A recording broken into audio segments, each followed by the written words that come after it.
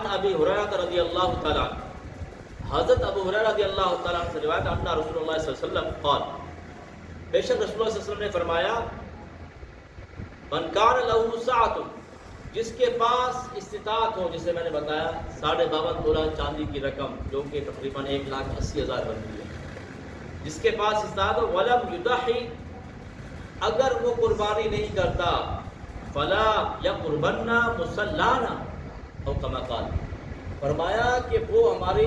عیدگاہ میں لائے۔ اب اس کا مطلب یہ نہیں ہے کہ کوئی مولوی اس حدیث کو پڑھ کے کھڑا ہو جائے، بولے میں جس سے قربانی نہیں چلا جائے، معاذ اللہ، یہ نہیں، ہمارے پاس اختیار نہیں۔ یہ حدیث بیان کر کے اللہ کے نبی نے اپنی ناراضگی کا اظہار فرمایا، جیسے کہ آپ نے حج کے موقع پر جو پچھلے جمعوں میں سنا، حدیث سنائی گئی کہ سخت حدیث فرمایا کہ جس کے پاس طاقت ہو، صاحب استطاعت ہو اور حج پر نہ جائے، اس کے لیے پھر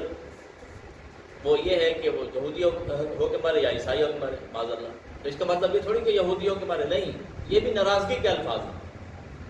یعنی جس کے پاس طاقت ہونے کے باوجود وہ عمل کی طرف نہ آئے،